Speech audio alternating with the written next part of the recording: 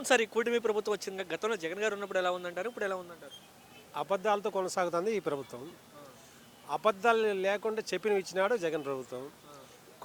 అది super six పథకాల్లో ఒక మూడు ఏమో అమల్లో ఉన్నాయి. ఇంకా 3-4 పథకాలు రాలే.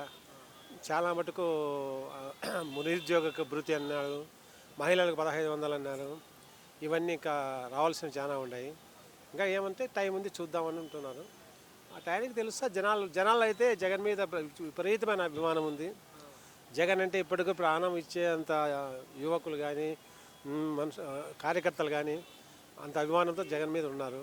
ఇప్పుడు చూస్తున్నావు కదా ఈ క్లౌడ్ ఇదంతా ఎలాగ ఉందంటే జగన్కి ఎక్కడ ఏమి తగ్గలే, డ్రాప్ అయితే ఏం తగ్గలే.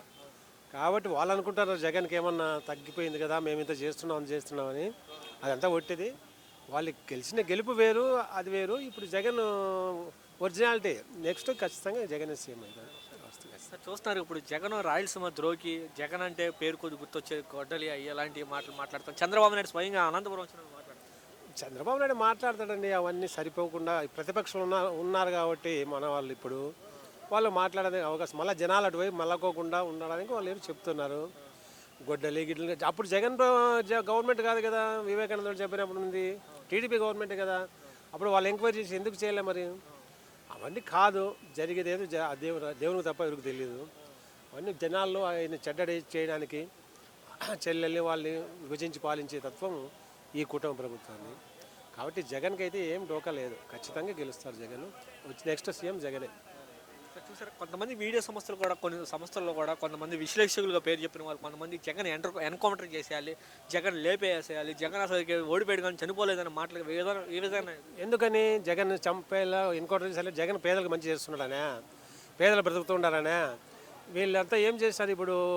పేదలంటే నిరుపేదలు మనం చూసినారా ప్రభుత్వాలు ఎట్లున్నాయి? ఛత్తీస్గఢ్లో హిడ్మా గురించి చూసినాం కదా. ఆయన ఇల్లు పూరిగుడుసు కదా, 25-26 సంవత్సరాల ఆయన ఏమన్నా ₹1 సంపాదించుకున్నాడా? మరి అటువంటి నాయకులు ఉన్నారు. వీళ్ళంతా సంపాదించుకునే కోసం వీళ్ళని చంపాలంటున్నారు, ఎన్కౌంటర్ చేయాలంటారు, చేస్తున్నారు. కానీ చేసినా కూడా న్యాయము ధర్మం అనేది గెలుస్తూ ఉంటుంది ఖచ్చితంగా. జగన్ వైపు జనాలు ఉన్నారు, ధర్మం ఉంది, న్యాయం ఉంది. దీంట్లో ఇది లేదు, ఖచ్చితంగా గెలుస్తారు.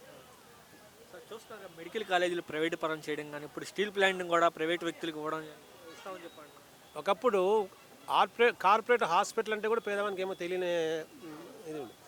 రాజశేఖర్ వచ్చిన తర్వాత ఈ వైద్యం ఆరోగ్యశ్రీ పెట్టి కార్పొరేట్ హాస్పిటల్ పేదవాళ్ళకు వైద్యం జరుగుతుంది, చాలా బాగా ఉంది. ఇప్పుడు జగన్ ప్రభుత్వం వచ్చినాక కూడా అదే దాన్ని కొనసాగించినాడు. ఇప్పుడు కూడా మరి ఈ మెడికల్ కాలేజీలు ప్రైవేట్ పరం చేస్తే డబ్బు ఎక్కడి నుంచి చేస్తారు పేదలు? ఏదో ఆరోగ్య నామక వస్తువు పెడతారు తప్ప మొత్తం జబ్బుకు అయ్యేంత ఏమి ఇవ్వలేరు కదా. కానీ ప్రైవేటీకరణ లేకుండా అది పూర్తి గవర్నమెంట్ అయితే పేదవానికి న్యాయం జరుగుతుంది.